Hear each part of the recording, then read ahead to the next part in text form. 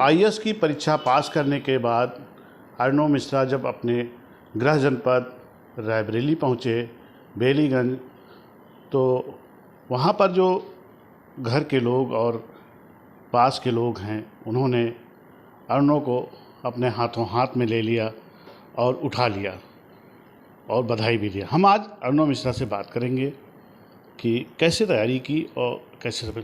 अर्णव जी, आपको news track में स्वागत है। जी, बहुत बहुत धन्यवाद मुझे न्यूज़ ट्रैक पे होस्ट करने के लिए। ये तैयारी किया आपने जी कितनी मेहनत से, कैसे किया, मतलब ये? जी ये सपना तो जब मैं कॉलेज टाइम्स में था तब से ही मैंने सोचना इस बारे में शुरू कर दिया था। और जब मैं सेकेंड ईयर से था तब हमारे कॉलेज के कुछ सीनियर्स जो है आए कॉलेज में और उन्होंने सेमिनार्स ली जो कि पहले सर्विसेज में थे। तो वहाँ से फिर एक मोटिवेशन आना शुरू हुआ कि हाँ, एक जो लोक सेवा का कार्य है वो ग्राउंड लेवल पे कितना ज़्यादा इम्पैक्ट कर सकता है लोगों को। वहाँ से एक मोटिवेशन स्टार्ट हुआ। फिर मेरी सिस्टर आरुषि मिश्रा जो कि अभी आईएफएस ऑफिसर हैं और डीएफओ चंबल रीजन इन उत्तर प्रदेश हैं, तो उनकी जब पूरी जर्नी हुई और उन्होंने सिविल सर्विसेज क्वालिफाई किया तो वहाँ से और मोटिवेशन बढ़ता चला गया। फिर मेरी फैमिली, मेरे मदर फादर, इनका भी सपोर्ट रहा।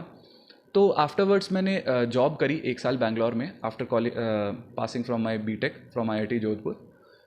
मैंने 1 साल बैंगलोर में जॉब करी, बट फिर ये लगा कि अब जो है जॉब के साथ तैयारी करना थोड़ा सा डिफ़िकल्ट हो रहा है। तो फिर मैंने जॉब छोड़ दी और मैं पूरी तरीके से 2018 से मैं पूरी तरीके से सिविल सर्विसेज की प्रिपरेशन में आ गया।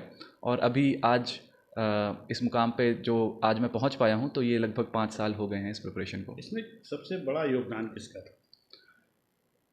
देखिए, इतने सारे लोगों का इसमें योगदान है। सभी लोगों ने एक एक मैं कहूँ ईंट जोड़ के आज मुझे इस मुकाम तक पहुंचाया है। बट जैसे अगर मैं माँ बाप के बारे में बात करूं तो इनका स्थान तो ईश्वर तुल्य ही होता है किसी के भी जीवन में। और मेरे जीवन में भी उन्होंने इसी तरीके का एक रोल निभाया। हर एक परेशानी, हर एक समस्या में वो मेरे साथ खड़े रहे। हर एक उतार चढ़ाव, फेलियर्स, सक्सेस, हर चीज़ में वो मेरे साथ खड़े रहे। लेकिन साथ ही साथ मेरी सिस्टर, जिनका रोल उसी तरीके से है जैसे कि चंद्रगुप्त के लिए चाणक्य हैं और जिस तरीके से लिए अर्जुन के लिए द्रोणाचार्य हैं, उसी तरीके से मेरी सिस्टर आरुषि मिश्रा ने वो रोल निभाया। वो न सिर्फ मेरी बहन है बल्कि मेरी सबसे अच्छी मित्र भी हैं, मेरी गाइड भी हैं। उन्होंने हर एक तरीके से मुझे इस रास्ते पर किस तरीके से अच्छे से चलना है वो बताया। मेरे जीजा जी जो कि आईएएस ऑफिसर चर्चित गौड़ जी यूपी कैडर में हैं, उन्होंने मुझे बहुत हेल्प करी। प्रैक्टिकल नॉलेज, किस तरीके से ऑन ग्राउंड चीज़ें होती हैं।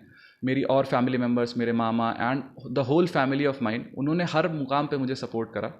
अपार्ट फ्रॉम दैट मेरे फ्रेंड्स हैं जिन्होंने इस मुकाम तक पहुंचने में मुझे बहुत सपोर्ट किया। तो इन सभी लोगों का रोल रहा है। देखिए, नाम तो बहुत सारे हैं, बट मुझे लगता है कि उन सभी लोग का आज ये सक्सेस है, ये सिर्फ मेरा नहीं है। देखिए, ये तैयारी एक तरीके से आपको होल हार्टेडली डेडिकेटेड होकर करनी है, क्योंकि ये जो आप एक जिम्मेदारी जब इस सर्विस में जाने के बाद लेते हैं तो बहुत सारी लोगों की आशाएं, बहुत सारे लोगों के सपने, बहुत सारे लोगों की उम्मीदें आपके साथ जुड़ी होती हैं। तो ये सिर्फ एक नौकरी नहीं है बल्कि ये एक बहुत बड़ी जिम्मेदारी है जो आप अपने ऊपर लेते हैं।